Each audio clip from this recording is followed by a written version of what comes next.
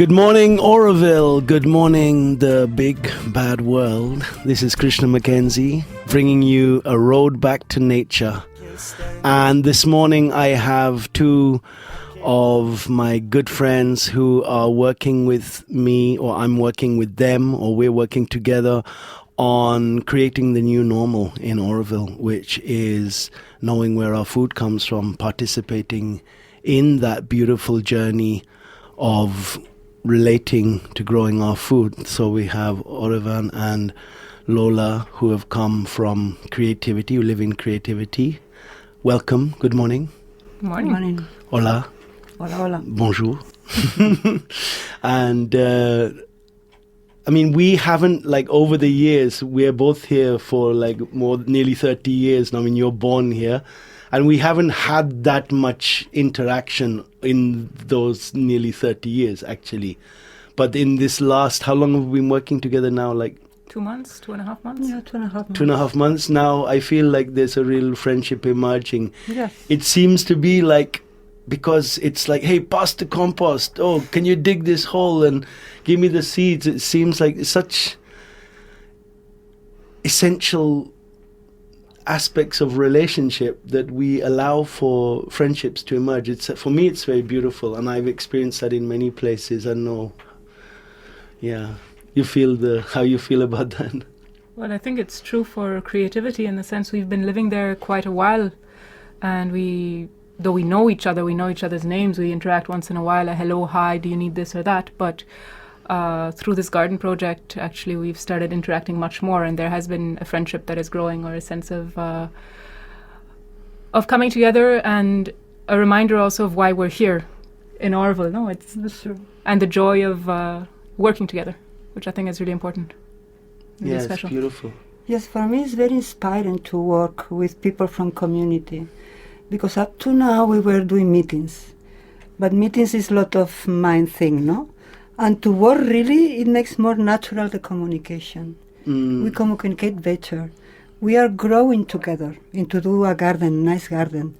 And things are happening really nice in creativity. Yeah, it's very, very, very beautiful, very meaningful what you're saying. In fact, what you're saying is it's almost like these words are emerging because that the ground has been prepared, and we're permitted to be able to say things like this now. It's an insight that's not cerebral. It's an insight that that we're experiencing collectively. And I think really the gardens, of course there's a nutritional value, and there's there's the value of use, ecological value, a cultural value, even an economic value in doing these gardens. But this social value, it seems to be really almost the most fundamental aspect somehow. Yeah, of course. I think to be in a community and not to do something together, I think is wrong, no? That we need more these kind of things, that we can work together, not speaking together. That is totally different. It's more concept mind. It's to bring hands on something that we need in the community. And approach each other, no, and get this kind of unity, no. Always there is some people that doesn't like, but this is normal also, no. Yeah. But to be together and growing together, that thing is very good, no. And also approach different ages, because we are from 20 years to 60 years, 70 years, no? Yes. And this is you approach more from another part, not mine, no? Yes. It's more heart level, no? Yes. And to see the needs of the other, no? This, I think, is very important for me. This whole conceptual thing, you see, this is very much my narrative, because my teacher Fukuoka, he talks about no direction, no doing, no effort, and that means there's no concept. It means that you allow, what is to be.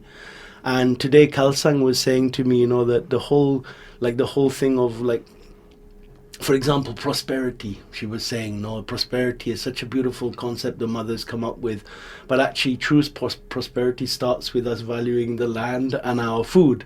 But when we're in a conceptual level, and I think that's why that we don't meet actually as friends, is because you have your ideas, your life, your beliefs, and I have mine, and you have yours, and this one, and then there's a very limited overlap that's possible with different opinions and beliefs, even if we both believe in the mother. What you believe in the mother and what I believe, they might, only overlap in a certain, bits. So, you see the garden, you see, well, that is something fundamental. If we were all on a desert island and we had to look at our most essential need as food and water, we all cooperate, it's beautiful. So tell me, how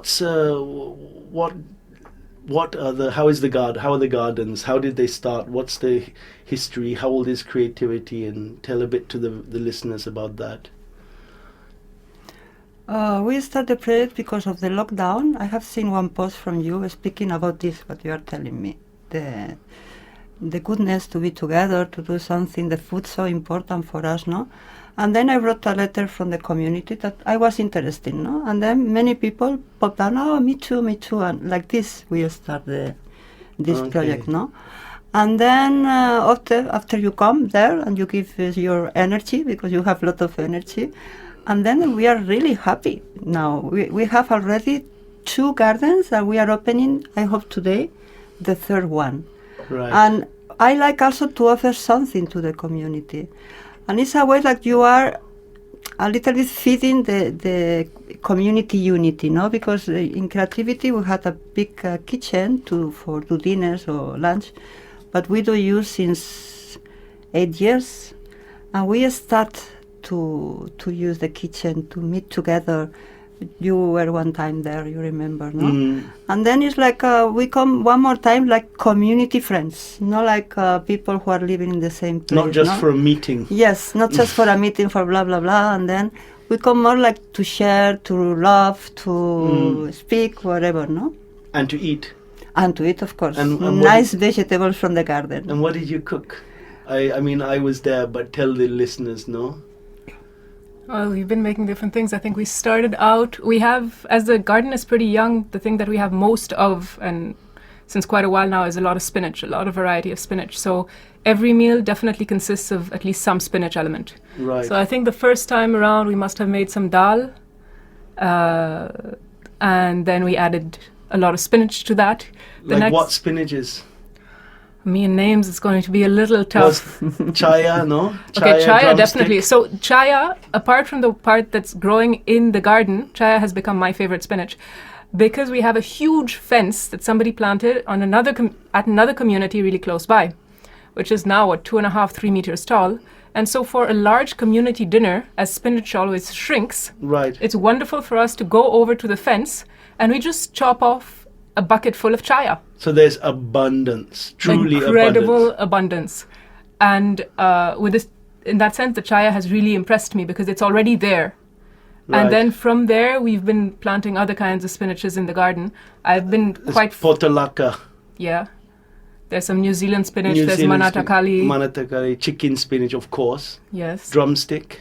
Absolutely. And there's a bunch of weeds as well that we've slowly learning, the satenikere and all these ponangani and these different colors. And beautiful. Another that I like very much, particularly for the color, but also for the taste, is the sweet potato. Right. The leaves. Yes. Which now have carpeted a whole part of the garden. Right. So it's making it look extremely lush. Right. But it's also such a joy to pick up. Right, yes. Because they've got this purple tinge. It has a very high nutritional value. The research has been done in the University of Florida. And as it's such an abundant crop and, people don't touch the leaves, they recognize, wow, there's so many minerals and vitamins and, it's such a valuable thing. And you have a little bit every day, It's like you don't have to only eat that. Beautiful. I was there for the dinner where Angela cooked the pasta. And, I'm like, okay, local food. Now I like pasta, especially if it's done by an Italian. You can't get better than that.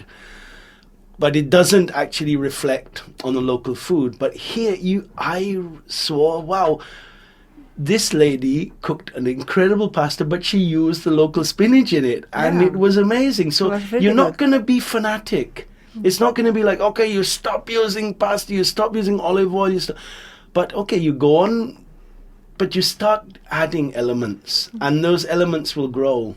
And I thought it was nothing less than cordon bleu. What she cooked, it was top quality, Absolutely. Beautiful. And I think this thing of cooking together, using the spinaches right now as the excuse to come together and cook something, it's allowed different people from the community who don't necessarily work in the garden, but who are more than happy to cook. So it gives them an opportunity to Yes. participate. Exactly. It's true. And so every time so far, it's been a different person coming forward and saying, hey, I can cook this. Right. So we've had dals, we've had a kind of dal with tofu and then with spinach on the side. Then we've had this pasta, we've had fish Right. wrapped in banana leaves some time back. Kerala It's style. beautiful. Kerala style. Beautiful. Beautiful. So nice. Anyway, the garden still is not giving, and then that's why only we use the spinach young. because it's very young, no? But as soon as we have more, we will increase the Yeah. produce from the garden, no? Now I think I've added all of you to the recipe group. So we have a WhatsApp recipe Yes. group where the last one someone posted, I don't know if you saw it, it's a pesto with the drumstick spinach. And they were like, wow, it's in French. If it's in French, it must be good, you know. It's like, it's very, very tasty. So, you know, have a look at those things. And also Sarah's channel, Keep It Raw. There's so many great ideas. And as you say, as your produce grows, I think that all what you talked about is going to emerge, you know. So there are actually, this morning I've been in creativity this morning. I don't know if you saw me, I was doing a video with Ruben from Tube Tambi, and we went to Serenity, we went to Aditi, we went to Tibetan Pavilion, we went to Invocation, and we went to Maduka, just showing examples of how this subject, and I think that was about half of the gardens that I'm really engaged with. We'll do the other half on Thursday, just to show in a video that really this is becoming a new norm. If you go and sit in the cafe here or there, you start hearing, oh, you know, something about spinach, something about a garden, it's becoming, and yet there's a lot of resistance. You know, there's a lot of resistance still. It seems to be the minority, but the minority seems to have a very loud voice when it comes to resistance. But I think that it's the things that you're talking about, you know, to show people that, hang on, you can't perceive the changes that will manifest. But it's like, almost like we have to, I don't know, somehow it needs to be like, we need to collectively state this, you know, as a community, that these are fundamental to our well-being, not only on a nutritional, ecological, economic level, but also on a social level, because I think that's what we're desperate for.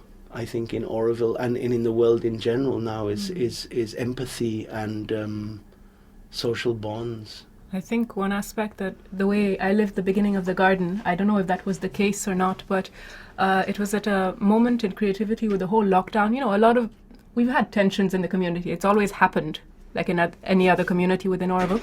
But there was a bit of a boiling up of tensions to a point where it was difficult to communicate anymore. And 4 people from the community decided to go around to each house, to each individual house, to kind of ask, what do we want for creativity? It's going to be 20 years old next year. Are we happy with the way it is? Do we want it to change in one way or another? It was started as what they call an intentional community, so people coming together. It was no longer the case. And so questions popped up. One of the things that did come up was that, I mean, meetings is a bit heavy and it's not for everyone. Even dinners is sometimes, you know, not everyone is at ease with such big social groups. But work, if we can work together, that brings another atmosphere. So somehow, the way I've lived the garden beginning was that it came from a place of conflict, and instead of focusing on conflict, the idea was to focus our attention on something completely different, on focusing on energy, on creating something new, on creating something harmonious that could bring joy, that could bring togetherness. And I think that's how the garden has grown also. Because there is this question, as we're quite a large community, I think we're around 30-something residents. Yeah, 30-something, yeah. There is this question that keeps coming, not from the residents, but from people who I speak to, but how will you share the food? And I said, well, when more comes, we will figure it out. But the garden was not started with the intention of, I think anyone working in the garden, of taking. The intention was to build something together, to grow something Right. together. That's true. So I think the distribution Beautiful. will be simple, because there is not this avidity which is there. This is my food or Right. but it's there because we had to create something else. We had to find another way because hitting our head against a wall was not useful. So I found this garden in many ways really interesting because it's given us an opportunity to focus really our energy and put our hands in, put our work in, something to make us grow rather than a place of conflict. Right. So we do have moments of conflict. It's normal. It happens anytime. But the attitude is that of moving forward. And if we have an argument, it's okay. But we can also come together and eat together, or we can, have very divergent point of views, but let each other exist, let each other live. And I think that's been very beautiful in that sense. Now in the garden we are 7 people working. Yeah. We are 30 something. The rest We're at the moment. We're missing Bridget today. We're missing Patricia and now Shin. Yes, that's true. And Varun. That came also. That is very interesting. The garden. And this youngster who's been coming from law school, Arti. Yeah, Arti, she's been also fantastic. No, she's been great. Anyway, we are working not many, but I think to bring something into the space is always a few people that they start. Pioneers. The pioneers, no? And then if we can go ahead with this, I think in one moment many people say, okay, come. Yes. It's not necessary to come every day or whatever. It's just... Or maybe they start taking care of a very small area themselves. Yeah. Whatever. It's to have something that is coming like community. We are doing something together. Something in hands-on, no? Together. Yes. And I think in the future it will come more people. Yeah, and also it's not necessary to do all the people the same. We have different ages, different states of yes, whatever. Definitely. There are many roles. There are many roles to do there, no? Right. Like also to cook, no? It's possible if you can. Or even communicating this to the community. There's a lot of roles. I think that in the future, I hope that more people are interested. Yes. So would you say this is a message possibly for other communities because I think it's quite common in Auroville, communities.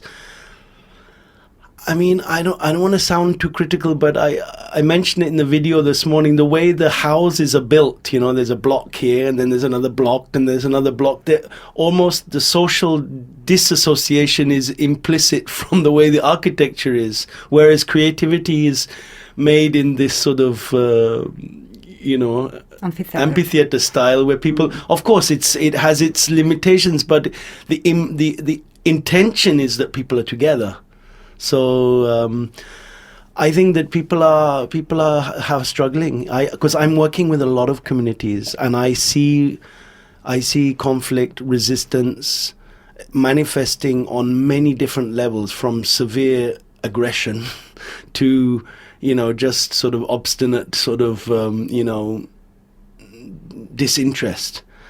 But I think that I do believe that most people are here in Auroville for a deeper purpose, even if it's not always alive in their minds, So I think if this message that you say here, that this could be the thing, actually, that heals our communities. It could be a thread.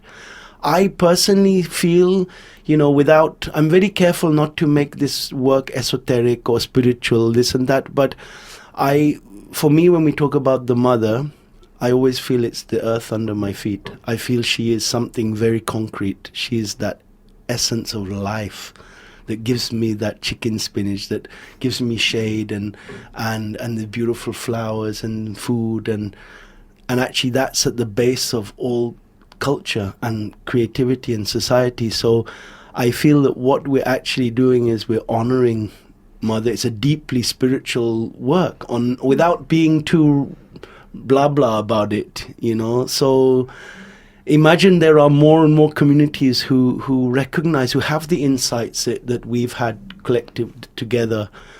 I think something new could or something deeper will grow more for Auroville personally. I think there's the aspect you were mentioning the word message before.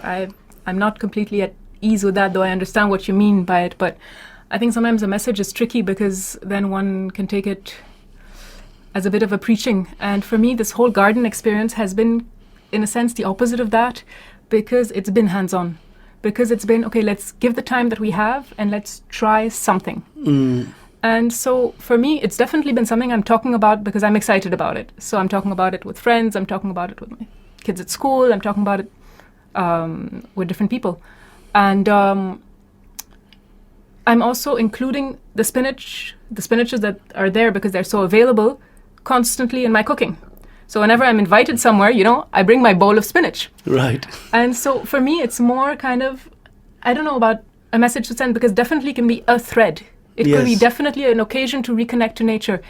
But each one needs to find somehow their own. Yes. But if we could do it, if we could focus on this whole work as a work and just, how to say, if I bring you, and you know nothing of this, a bag full of spinach or a cooked dish of spinach because you have no idea what to do with these spinaches, it might bring a smile to your face.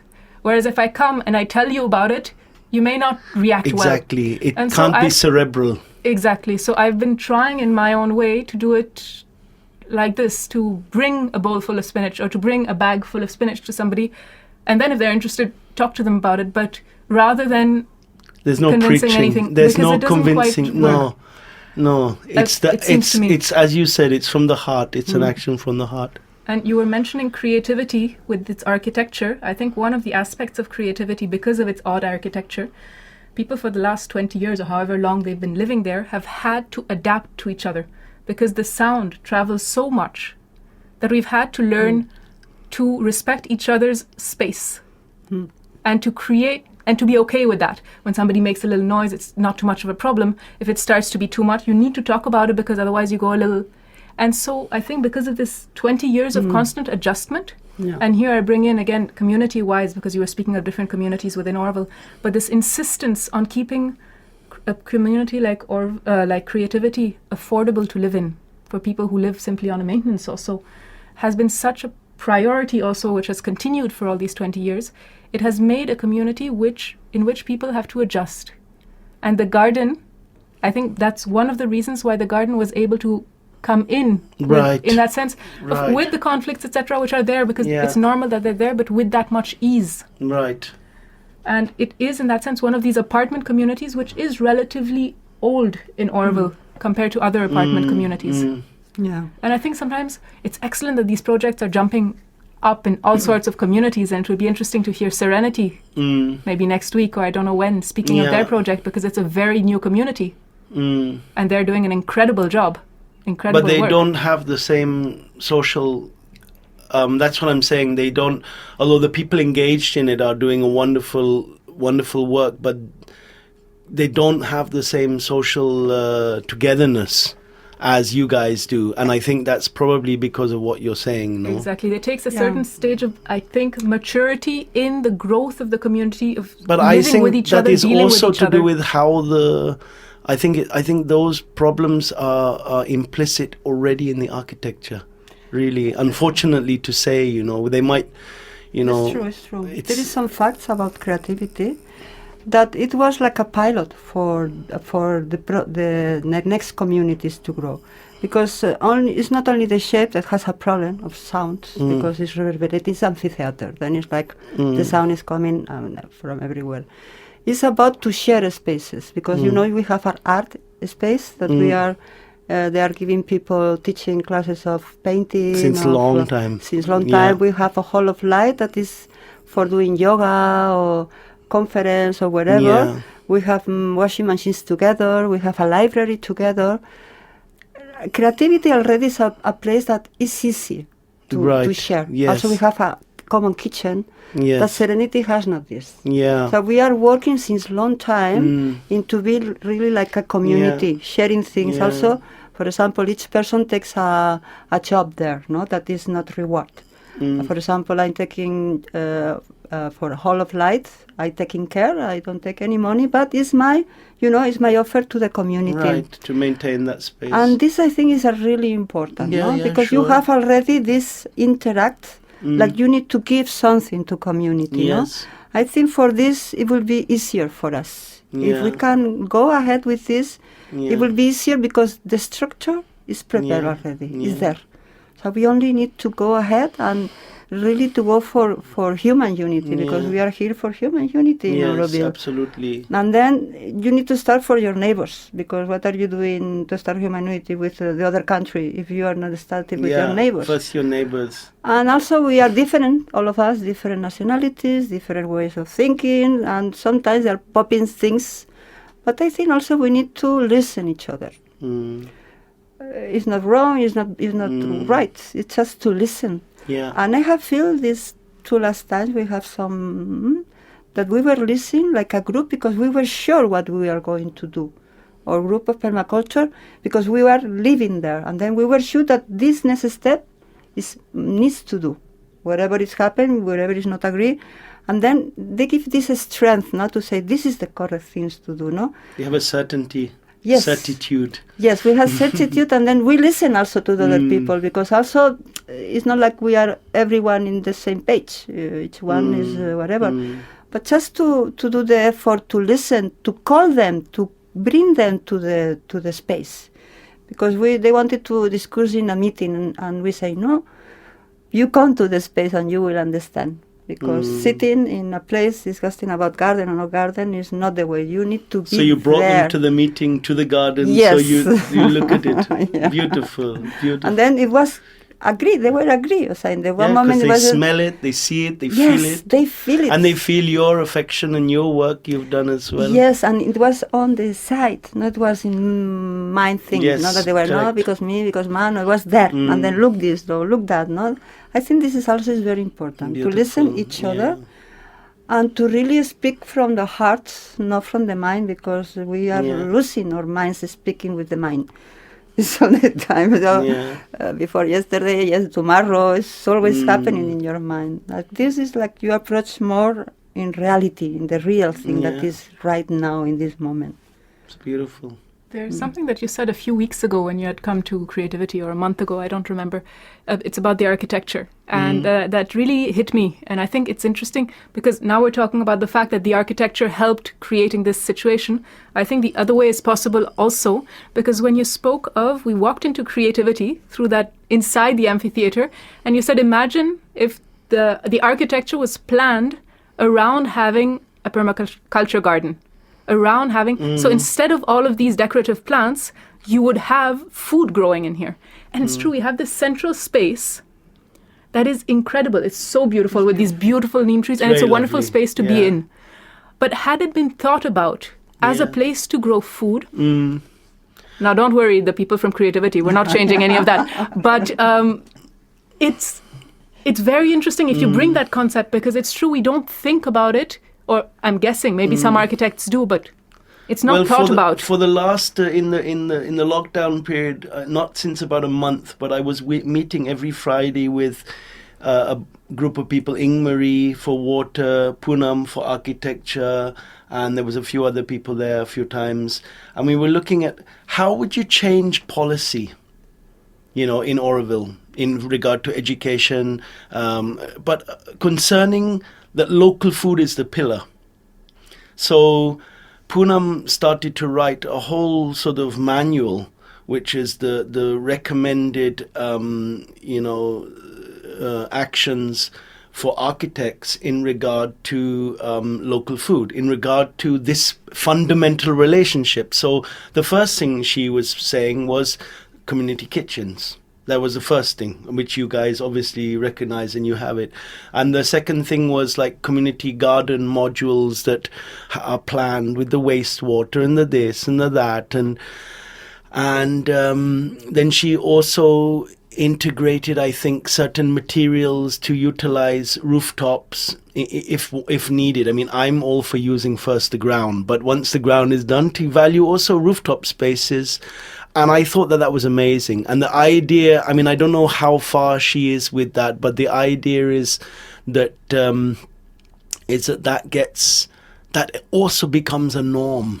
It becomes normal to architects. They refer to this, and as a reference, have we done that? Have we done that? Have we done that? Because building communities with little Legoland houses, and everyone has a little electric car, and this and that, focusing on individual wealth, because an individual has to have a certain wealth to buy that place, an individual needs rather than the collective. Obviously, it does not work.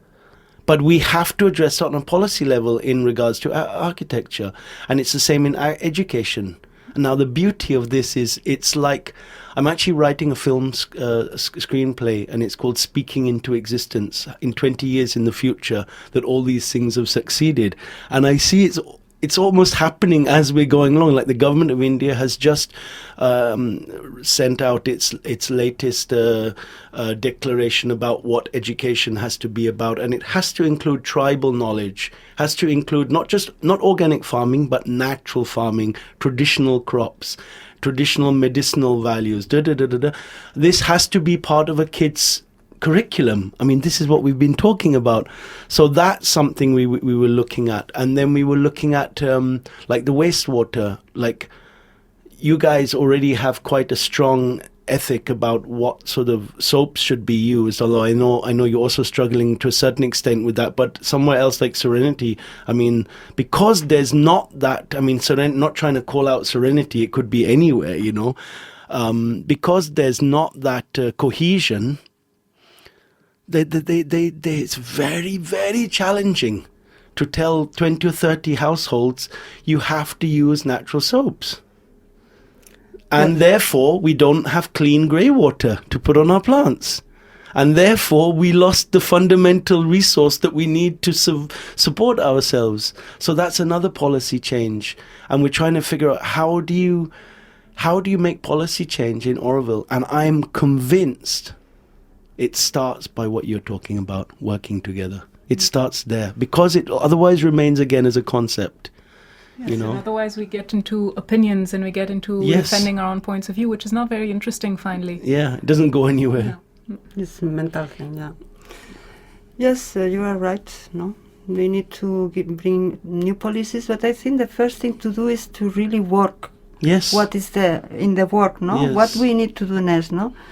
I think water is very, very important to take a next step into the water. How communities spend the water, because I have read this 3 days conference, have seen these videos, no? And they speak that the water level is really low, no?